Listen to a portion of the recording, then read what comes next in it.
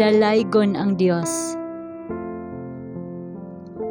Isayas Kapitulo 63, versikulo 7. Hisgutan ko ang mga mahigugmaong kalulot ni Jehovah, ug ang mga pagdayeg kang Jehovah, sumala sa tanan nga gihatag ni Jehovah kanato, ug ang dakong kaayuhan alang sa balay sa Israel. Sa diha nga ang usa ka pagbati sa mahigugmaong kalulot sa Dios, kanunay nga makapalagsik sa kalag, kini igapadayag diha sa nawong pinaagi sa pagpahayag sa kalinaw o kalipay. Kini makita diha sa mga pulong ug mga buhat, ug ang manggihatagon, balaan nga Espiritu ni Kristo, nga nagabuhat diha sa kasing-kasing, magahatag diha sa kinabuhi ug usa ka makapakabig nga impluwensya sa uban. Wala ba kitay rason sa pagsulti sa kaayo sa Dios ug sa pagsulti sa iyang gahom? Kun ang mga higala mabination kanato, atong giisip nga usa ka pribilehiyo ang pagpasalamat kanila sa ilang kaayo. Unsa pa kalabaw nga angay natong isipon nga kalipay ang pagbalo sa mga pasalamat ngadto sa higala nga naghatag kanato sa tanang maayo ug hingpit nga gasa. Unya sa matag simbahan, atong ugmaron ang pagpasalamat sa Dios. Edukahon nato ang atong mga ngabil sa pagdayeg sa Dios diha sa sirkulo sa pamilya. Himua nga ang atong mga gasa ug mga halad magpahayag sa atong pagpasalamat sa mga pabor nga atong nadawat matag adlaw. Sa tanang butang, atong ipakita ang kalipay sa Ginoo.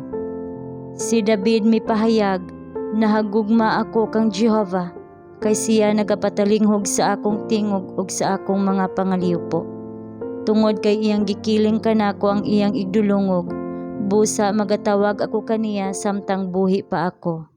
Ang kaayo sa Dios sa pagpamati o pagtubag sa pagampo, nagbutang kanato ubos sa bugat nga obligasyon sa pagpahayag sa atong pagpasalamat alang sa mga pabor nga gihatag kanato. Dapat natong pasidunggan ang Ginoo labaw pa sa atong ginabuhat. Ang panalangin nga nadawat agig tubag sa pagampo, kinahanglan nga sa madali pagapasidunggan. Atong gipasubo ang Espiritu ni Kristo, pinaagi sa atong mga reklamo ug mga pagbagulbol ug mga pagkadili kontento. Dili nato pakaulawan ang Dios, pinaagi sa masulub-on nga relasyon sa mga pagsulay nga daw mabugat. Ang tanang pagsulay nga nadawat, isip mga magtutudlo makapatunghag kalipay. Ang tibuok relihiyoso nga kinabuhi mahimong makapabayaw, makapataas, makapahalangdon, mahumot sa maayong mga pulong ug mga buhat. Himua nga ang kalinaw sa Dios maghari sa imong kalag, unya makabaton ka og kusog aron maantos ang tanang pag-antos, ug magmaya ka nga adunay grasya nga ikaw makaantos. Dayiga ang Ginoo, pagsulti sa iyang kaayo, isulti ang iyang gahom, ipatamis ang atmosfera nga naglibot sa imong kalag, pagdayig uban sa kasing-kasing ug kalag ug tingog.